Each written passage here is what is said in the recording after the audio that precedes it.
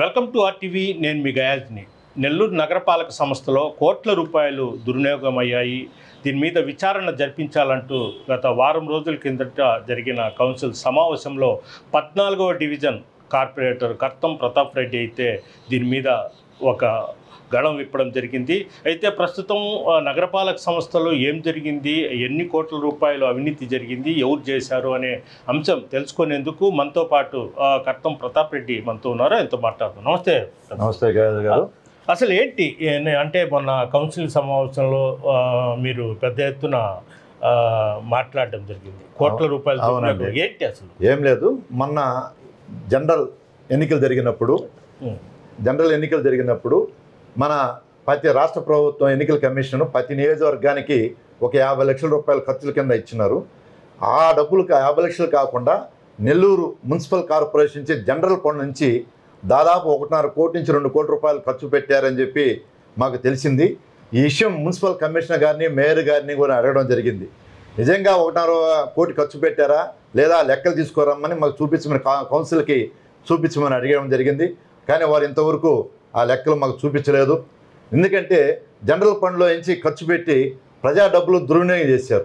ఎందుకంటే municipal corporation చుట్టూ ప్రారీ గోడలు ఉన్నాయి, అక్కడ కూడా బ్యారికేడ్లు కట్టి క్లాతులు కట్టి గందరగోళం చేసి లెక్కలు వాళ్ళు ఇష్టం వచ్చేట్టు రాసుకొని పెద్ద ఎత్తున దాంట్లో గోల్మాల్ జరిగిందని మా దృష్టికి తెలియడం జరిగింది. దాని మీద విచారించి ఎంక్వైరీ ఏమని కూడా అడగడం జరిగింది. నిజాలు తేల్చమని. ఎందుకంటే పబ్లిక్లో ఈ విధంగా మనకి బ్యాడ్ నేమ్ వస్తుంది కాబట్టి మన నగర కార్పొరేషన్కి దీంట్లో అవినీతి జరిగిందా లేదా దీని మీద ఎంక్వైరీ కమిటీ ఏమంటే ఇంతవరకు ఆ కమిషనర్ గారు కానీ మేయర్ గారు కూడా ఏం సమాధానం చెప్పలేదు. మాకు వెంటనే కూడా లెక్కలు చూపిస్తామన్నారు కార్పొరేషన్ అప్పుడు, కానీ ఇంతవరకు ఆ లెక్కలు కూడా మాకు చూపించలేదని చెప్తున్నాం. ఒకటి అంటే ఫస్ట్ మీరు వైఎస్ఆర్సీపీ నుంచి కార్పొరేటర్ గెలిచారు. చాలామంది అంటే 54 వైఎస్ఆర్సీపీ కార్పొరేటర్లు ఉన్నారు. ఇటీవల కాలంలో మీరు కూడా తెలుగుదేశం పార్టీలోకి చేరడం జరిగింది. అయితే వైఎస్ఆర్సీపీ నాయకులు అనిల్ కావచ్చు, మాజీ మంత్రి వాళ్ళు చెప్పడం ఏంటంటే వాళ్ళ స్వలాభం కోసము పార్టీ మారారు. ప్రజలు వైఎస్ఆర్సీపీ జగన్మోహన్ రెడ్డిని చూసి వీళ్ళందరినీ గెలిపించుకున్నారు, ఈరోజంతా స్వలాభం కోసము పార్టీ మారారు అనేది. దాని మీద మీరు ఏమంటారు? అసలు ఎందుకు మారాల్సి వచ్చింది? మేము పార్టీ మారడానికి ముఖ్య కారణం నెల్లూరు నగరంతో పాటు మా 14వ డివిజన్ అభివృద్ధి చేసుకోవాలి అని ఒక మంచి ఉద్దేశంతో నేను పార్టీ మారడం జరిగింది. ఎందుకంటే నాకు ఇంకా కార్పొరేటర్గా ఇంకా 2 సంవత్సరాలు ఉంది. ఈ 2 సంవత్సరాల్లో 14వ డివిజన్ అభివృద్ధి చేసుకోవాలనే ముఖ్య ఉద్దేశంతో నారాయణ గారు మున్సిపల్ మంత్రిగా ఉన్నారు కాబట్టి వారెట్టా నెల్లూరు నగరాన్ని మంచి అండర్ డ్రైనేజ్ కానీ, మంచినీటి వసతి కానీ, రోడ్లు కానీ, కాలువలు కానీ అభివృద్ధి చేస్తున్నారు కాబట్టి వారితో పాటు ఉంటే నా 14వ డివిజన్ అభివృద్ధి చేసుకోవచ్చు ఉద్దేశంతో నేను వెళ్ళడం జరిగింది తప్ప ఎన్నికల ముందు పోతే స్వార్థం కోసం పోయారంటారు. కానీ నేను ఇక్కడ ఎన్నికలు అయిన తర్వాత వాళ్ళకి అవసరం లేదు, కానీ మన డివిజన్ అభివృద్ధి చేసే ఉద్దేశంతో నేను పోవడం జరిగిందని కూడా మనమే చేస్తూ, నేను ఎప్పుడు నిరంతరం ప్రజల్లోనే ఉంటాను, ప్రజల కోసమే పనిచేస్తాను. నాకు ఎక్కడ కూడా పార్టీలు అయితే చూసుకోను. ఎందుకంటే మొన్న ఎన్నికల్లో కూడా నేను 1918 ఓట్ల మెజార్టీతో, అత్యధిక మెజార్టీతో నెల్లూరు సిటీలో నేను గెలవడం జరిగింది కూడా మనమే చేస్తున్నాను. ఇంకోటి అంటే మన ఇటీవల కాలంలో అంటే మీరు పార్టీ మారినప్పుడు మాజీ మంత్రి అనిల్ కుమార్ యాదవ్ కూడా కామెంట్ చేశారు, కర్తం ప్రతాప్ రెడ్డి బాలాజీ నగర్ ఆయనకు సామ్రాజ్యం, ఆయన ఈ అడ్డాలోకి పోవాలంటే ఆయన పర్మిషన్ తీసుకోవాలా అనేది ఎంతవరకు కరెక్ట్? వాస్తవేనా? ఎవరు లేదండి, అదంతా అబద్ధం. ఎందుకంటే అనిల్ కుమార్ గారు అన్నా కూడా మా గౌరవం ఉంది, కానీ ఆయన ఎప్పుడు అయినా రావాలన్నా కూడా మేము ఎప్పుడూ అబ్జెక్షన్ చేయలేదు. అది చాలా ఆయన అబద్ధం చెప్పారు. ఎందుకంటే ఆయన ఎప్పుడు మేము గౌరవించుకుంటాం. నియోజకవర్గం మా డివిజన్కి వచ్చినా కానీ, ఏ నాయకుడు వచ్చినా కానీ ఎవరు కూడా మేము గౌరవించుకుంటాం. ఆయన కోసం 3 ఎన్నికల్లో కూడా ఆయనకి మేము ఖర్చు పనిచేసామండి. ఆ డివిజన్లో కూడా మేము మెజార్టీ తేవడం జరిగింది కూడా మేము మీ అందరికీ తెలియజేస్తున్నాం. అనిల్ కుమార్ అంటే మాకు ప్రత్యేక అభిమానం ఉండింది. ఆయన కోసం పనిచేసాం. 3 ఎన్నికల్లో కూడా ఆయనకి మెజార్టీ తెప్పించడం జరిగింది. ఆయన ఎప్పుడు డివిజన్లో వచ్చినా ఆయన ఘనంగా స్వాగతం, నెల్లూరు నగరంలో ఎవరు చేయని విధంగా ఆయనకి ఘన స్వాగతం మేము పలకడం జరిగింది కూడా మనమే చేస్తున్నాం. ఇప్పుడు ఇంకొకటి, మామూలుగా కరోనా సమయంలో, కరోనా పోయిన తర్వాత మీరు ఒక వికాస్ ఆరోగ్య పథకం అని ఓన్గా మీ సొంత డబ్బులతోనే బాలాజీ నగర్లో బీపీ, షుగరు ఇలా ఉండే వాళ్ళకు మొత్తం మందులు సప్లై చేశారు. అది ఇంకా కొనసాగుతుందా? ఓకే. మొన్న మేము కార్పొరేట్ గెలిచిన వెంటనే నా ప్రజలకి ఏదన్నా సాయం చేయాలనే ఉద్దేశంతో మాకు అంతకుముందు వికాస్ ప్రజాహిత సేవా సమితి తరఫున ఎన్నో సేవా కార్యక్రమాలు చేస్తున్నాం. ముందుగా ఈ మా పేద ప్రజలు మేము ఎన్నికలప్పుడు తిరిగినప్పుడు కానీ కొంత మందులకు డబ్బులు కావాలని అన్నప్పుడు కూడా నేను నా మిత్రుల సహాయ సహకారాలతో ప్రతి నెల 50,000 రూపాయల మందులు వికాస్ ఆరోగ్య దీపి కింద డాక్టర్ రాయించినటువంటి మందుల చీటీ ప్రకారం వారికి ప్రతి నెల దాదాపు 2 సంవత్సరాలు మేము మందులు కూడా ఇవ్వడం జరిగింది. మొన్న ఎన్నికలు వచ్చినాయి కాబట్టి ఈ 4 నెలలు కొంత మేము ఆపడం జరిగింది. తర్వాత దాన్ని మళ్ళీ పునరుద్ధరిస్తాం, మళ్ళీ ప్రారంభిస్తడం జరుగుతుందని కూడా మనవి చేస్తున్నాం. అలాగే వైద్య సేవలు కరోనా టైంలో కూడా నేను ప్రతి ఇంటికి ప్రాణాలు లెక్క చేయకుండా మా ప్రాంత ప్రజలకు ఏ అవసరం వచ్చినా నిలబడి చేశాను. బ్లీచింగ్ చెల్లించడం కానీ, మందులు కొట్టించడం కానీ, వాళ్ళకి హాస్పిటల్లో చేర్పించడం కానీ, ప్రతి విధంగా ఆఖరికి ఆనందం మందు కూడా తెప్పించి మా డివిజన్లో విస్తృతంగా మేము ఆనందం మందు కూడా పంచడం జరిగింది. వ్యాక్సిన్లో కూడా అమ్మిడుండి వేయించడం జరిగింది. ఎవరికి ఏం బాగలేకుండా ఒక్క ఫోన్ కాల్ చేసినా రూపాయి ఖర్చు లేకుండా ఆ పేద ప్రజలకి నా సొంత డబ్బులతో కూడా నేను ఇంటికే ఒక మనిషిని పంపించి మనం మందులు కూడా సప్లై చేయడం కానీ, బీపీ షుగరు కానీ ఇవన్నీ కూడా టెస్టులు చేయడం, ఎవరికైనా గాయాలైనప్పుడు వాళ్ళకి కట్లు కట్టేది కూడా మేమే చేయడం జరుగుతుంది. అలాగే సచివాలయంలో కూడా నెల్లూరు నగరంలో ఎవరు చేయని విధంగా సచివాలయంలో హెల్త్ సెక్రటరీలతోటి అంటే ఇమ్యూనిటీ సెక్రటరీలతో హెల్త్ సెక్రటరీలతోటి మేము అక్కడ సచివాలయంలో వైద్య సేవలు అందిస్తాం. ఎందుకంటే ఒక ఇంజక్షన్ వేయించుకోవాలంటే చాలా ఖర్చు అవుతుంది, లేదంటే గాయాలైతే కట్టాలన్నా ఇవన్నీ కూడా బీపీ షుగరు తెలుసుకోవాలన్నా కూడా సచివాలయంలో కూడా మేము వైద్య సేవలు పెట్టడం జరిగిందని కూడా తెలియజేస్తున్నాం. అయితే ప్రధానంగా ఇప్పుడు గతంలో అంటే బాలాజీ నగరు డివిజన్లోనే అనుకుంటా, నాకు ఏ డివిజన్ అనేది గుర్తులేదు, కమ్యూనిస్ట్ యోధుడు ఉన్నం బసవయ్య కౌన్సిలర్గా ఉన్నప్పుడు ఆయన కూడా ఉదయం లేచిన వెంటనే సైకిల్ మీద ఇంటింటికి తిరిగేవాళ్ళు. అదేవిధంగా మీరు ఈరోజు నడిచి ఇంటింటికి తిరుగుతున్నారు, మొత్తం డివిజన్ మొత్తం తిరుగుతారా? అంటే ఎలాంటి సమస్యలు వస్తాయి, ఎప్పటి నుంచి మీరు చేస్తున్నారు? నాకు ఫస్ట్ నుంచి అలవాటు అండి. కార్పొరేట్ కాకముంచి కూడా ప్రతిరోజు ఉన్నం బసవయ్య గారు మీ డివిజన్ కాదండి, పక్కన ఆయన కూడా ఆదర్శం. పని చేయాలన్నా కూడా నేను ఆదర్శం తీసుకుంటాను. అలాగే గండవరం చేతురామరెడ్డి గారిని కూడా ఆదర్శం తీసుకుంటాను. వీళ్ళందరూ ప్రజలు ఎలా కష్టపడ్డారో నాకు కూడా తెలుసు కాబట్టి నేను నిత్యం ప్రజలు గడప గడపకి కర్తమని, వీధి వీధికి మీ కర్తమని, ప్రతి శుభోదయ అభ్యుదయ పదం అని, ఆత్మీయ పలకరింపని, అలాగే డివిజన్లో రకరకాల ఇప్పుడు కొత్తగా ప్రజాపదములో కర్తమని ఇలా రకరకాల పేర్లతో ఉదయాన్నే డివిజన్లో పర్యటిస్తూ ప్రజా సమస్యలు తెలుసుకుంటూ వాళ్ళ సమస్యల్ని పరిష్కరించేదానికి అప్పటికప్పుడు అధికారులతో ఫోన్లో మాట్లాడడం కానీ, లేదా మన సచివాలయ సిబ్బంది అక్కడ పిలిపించడం కానీ, ముఖ్యంగా మేము అక్కడికి పోయినప్పుడు రేషన్ కార్డులన్నీ అడుగుతారు, ఇంటి స్థలాలు అడుగుతారు, ఇంకా రకరకాల వైద్యాలకు సంబంధించినటువంటి ఆరోగ్య సమస్యలు అడుగుతారు. ఇలాంటివన్నీ కూడా మేము ఆరోగ్య కార్డు ఇప్పించమని అడుగుతారు. ఏదన్నా వచ్చినా కూడా మాకు అడిగినప్పుడు మేము సాయం చేస్తాం. అలాగే మా పిల్లలు కాలేజీలో చేర్పించాలి అంటే కాలేజీ యజమానులతో మాట్లాడి ఫీజు కన్సెషన్లు ఇప్పించడం, మరీ పేదవాళ్ళు అయితే ఫ్రీ ఎడ్యుకేషన్ కూడా ఇప్పించడం కూడా జరిగింది.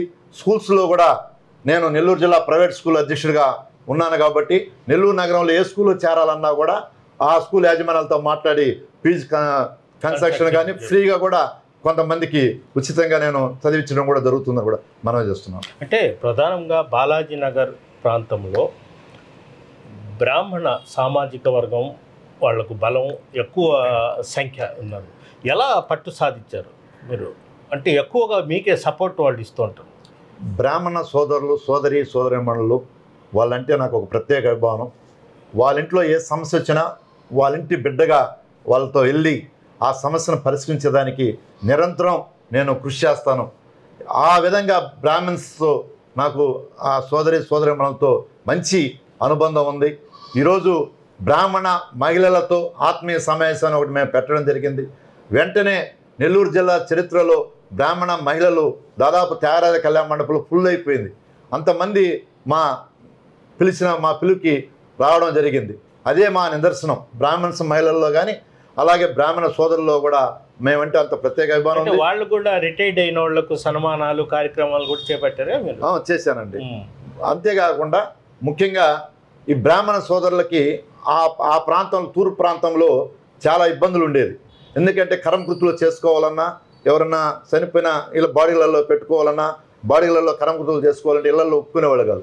అలాంటి సమస్యలు బ్రాహ్మణ సోదరులు నా దృష్టికి తీసుకొస్తే అప్పుడు నగర శాసనసభ్యులు ఉన్నటువంటి మన అనిల్ కుమార్ యాదవ్ గారి దృష్టికి తీసుకుపోతే ఆయన మన బైపాస్ పెట్రోల్ బంక్ పక్కన స్థలంలో దాదాపు ఆయన సొంత డబ్బులు 30 నుంచి 40 లక్షల రూపాయలు ఖర్చు పెట్టి అనిల్ కుమార్ గారు నా మాట మీద అభిమానంతో ఆయన ఈ బ్రాహ్మణ సోదరులు అందరం కలిసిపోయినప్పుడు ఆయన బ్రాహ్మణ సోదరులు కూడా ఆ కరంకుతుల భవనం కట్టించిన దానికి వారికి కూడా మేము ఆ రోజు ధన్యవాదాలు కూడా తెలియజేయడం జరిగింది. ఇవన్నీ ఇలాంటి అలాగే బ్రాహ్మణ సోదరమణులు కూడా మా ప్రాంతంలో ఎక్కువ మంది ఉద్యోగస్తులు ఉన్నటువంటి ఏరియా తూర్పు ప్రాంతంలో వాళ్ళని సత్కరించుకోవాలని చెప్పి బ్రాహ్మణ సోదరులతో కాకుండా ఇతరులు కూడా అందరి కులాల మతాల సంబంధం లేకుండా వికాస్ ప్రజాహిత సేవా సమితి అనేది ఒకటి స్థాపించి వికాస్ దాదాపు 1300 మందిని ఆ ప్రాంతంలో విశిష్ట సేవా పురస్కార అవార్డ్స్తో మేము సత్కరించుకోవడం మా పూర్వజన్మ సుకృతం అని కూడా భావించుకుంటున్నాం. ఎందుకంటే ఆ ప్రాంతంలో జాతీయ స్థాయి అవార్డులు వచ్చిన వాళ్ళు ఉన్నారు, రాష్ట్ర స్థాయి అవార్డులు వచ్చిన వారు వాళ్ళందరినీ మేము ప్రతి ఏడా మేము దాదాపు సంవత్సరానికి 100 నుంచి 150 మందిని మేము సన్మానించుకోవడం దాదాపు 2010 నుంచి కూడా మేము చేస్తున్నాం. అలాగే ఆధ్యాత్మికంగా అంటే వెంకటేశ్వర స్వామి ఉత్సవాలు, అదే కార్తీక మాసంలో ఇదని మొత్తం అది మీరు ఓన్ సొంత డబ్బులతోనే కార్యక్రమాలు చేపడుతుంటారా? అవునండి. వికాస్ ప్రజాహిత సేవా సమితి తరఫున మా బాలాజీనాథ్ సీతారామ స్వామి మందిరంలో వేయించి ఉన్నారు శ్రీదేవి భూదేవి సమేత వెంకటేశ్వర స్వామి ఉంటున్నారు.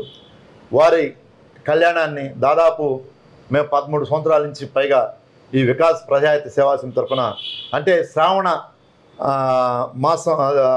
నక్షత్రం సందర్భంగా మాకు ఒక ఉభయం వస్తుంది. ఆ ఉభయం సందర్భంగా మేము ప్రతి సంవత్సరం భారీ ఎత్తున మేము చేస్తుంటాం. అంతకుముందు తేరా కళ్యాణ మండపంలో చేసాం. ఇప్పుడు పద్మావతంలో గ్రౌండ్ సాయిబాబా గుడి పక్కన పెద్ద ఎత్తున గ్రౌండ్లో చేస్తే దాదాపు 5-6 వేల మంది వెంకటేశ్వర స్వామి భక్తులందరూ కూడా వచ్చి ఆ కళ్యాణాన్ని తిలకిస్తారు. ఎందుకంటే ఆ కళ్యాణం మన ప్రతాప్ గారు చేస్తారు, బాగా చేస్తారు ఉద్దేశంతో ఎక్కడెక్కడి నుంచి కూడా వెంకటేశ్వర స్వామి కళ్యాణానికి వస్తారు. మనం వేద పండితులను కూడా పిలిపించి తిరుమలలో చేసిన రిటైర్డ్ అయినటువంటి వారిని వాళ్ళ చేత కూడా ప్రసాదాలు చేయించడం, అలాగా ప్రతి ఒక్కరికి గోత్రనామాలతో చెప్పించడం, ముత్యాల తలంబరాలు ఇవ్వడం, ఇవన్నీ మేము ప్రతి సంవత్సరం వెంకటేశ్వర స్వామి ఆ ఏరియా అంతా మైకులు కానీ లైట్లు కానీ ఏర్పాటు చేసి తూర్పు ప్రాంతం అంతా బాలాజీనగర్ ఏసీ నగర్లో మేము పెద్ద ఎత్తున కళ్యాణం చేస్తాం. ఆ దేవుడు ఆశీస్సులు ఎలవేళలా మాకు ఉంటాయని చివరిగా ఇప్పుడు బాలాజీనగర్లో ప్రధాన సమస్య అంటే మీరు గుర్తించింది దాన్ని చేయాల్సిన ఏం చేయాలి అంటే బాలాజీనగర్ అంటే మా ఒక్క డివిజనే కాకుండా 15 కానీ 14 కానీ 13 కానీ ప్రాంతాల్లో అన్నపూర్ణ అపార్ట్మెంట్ కాడ నుంచి కాలేజ్ ఎస్విఎస్ కాలేజ్ దాకా పోయేదానికి ప్రజలు చాలా ఇబ్బంది పడుతున్నారు. అంటే ఒకప్పుడు రోడ్డు చిన్నగా ఉండేది, కానీ ఇప్పుడు రోడ్డు జనాభా వేల మంది చేరిపోయారు. వేల ఇళ్ళు కూడా లక్షల మంది జనాభా ఆ ప్రాంతాల్లో దాదాపు 7-8 వార్డులకు సంబంధించిన డివిజన్లు దాంట్లో వెళ్తుంటారు. కాబట్టి ఆ రోడ్లను కొంచెం డెవలప్ చేసి చేయమని అడుగుతున్నాం. అంతలోకి ఆ రోడ్ల మీద బోర్డులు పెట్టడం కానీ బండ్లు పెట్టడం కానీ ఇంకో కారు వస్తే ఇంకో కారు పోకుండా ఇబ్బంది పడుతున్న ప్రజలు దాన్ని ఇమీడియట్లీ రెక్టిఫై చేయమని మన కౌన్సిల్లో కూడా అడగడం జరిగింది. అధికారులను కూడా అడుగుతున్నాం కూడా మీకు అందరికీ తెలియజేస్తున్నాం. ప్రతాప్ రెడ్డి, ఇప్పుడు మీరు వైఎస్ఆర్సీపీ నుంచి టీడీపీలోకి వచ్చారు కదా, ఇప్పుడు రాజకీయ ప్రయాణం నారాయణతోనే కొనసాగుతూ ఎలా ఉండబోతుంది? నారాయణ గారితో నాకు అనుబంధం దాదాపు విద్యార్థి దశ నుంచి కూడా నారాయణ సార్తో నాకు అనుబంధం ఉంది. నారాయణ సారు మంచి వర్కరు, నిరంతరం కష్టజీవి. అతను పని రాక్షసుడు అంటారు. నిరంతరం ఎప్పుడు కూడా ప్రజల కోసం ఆయన నిరంతరం తప్పిస్తుంటాడు. నాకు పరిచయం ఉన్నంతప్పుడు కూడా ఎంతోమంది పేద పిల్లలకు కూడా హెల్ప్ చేస్తున్నటువంటి వ్యక్తి నారాయణ సారు. ఈరోజు మన నారాయణ సారు గతంలో మన మంత్రిగా ఉన్నప్పుడు నెల్లూరు నగరాన్ని సుందరంగా అభివృద్ధి చేశారు. అండర్ గ్రౌండ్ డ్రైనేజ్ తీసుకొచ్చారు. అలాగే మంచినీటి వసతి కూడా చేశారు. అది 80% కూడా పూర్తయింది. కొరవ 20% కూడా ఇప్పుడు చేస్తారనే ఉద్దేశంతో నారాయణ గారితో ప్రయాణిస్తున్నాం. నారాయణ గారు కూడా మీకు ఏ సమస్య వచ్చినా నాకు తెలియజేయమని చెప్పడం జరిగింది. ప్రతి ఒక్కటి నారాయణ సారు నన్ను మంచిగా చూసుకుంటున్నారు, నాకు ప్రోత్సహిస్తున్నారు. ప్రతి డివిజన్లో తిరగమన్నారు. ఆయన ఆదేశాల మేరకు నేను డివిజన్లో తిరుగుతున్నాను.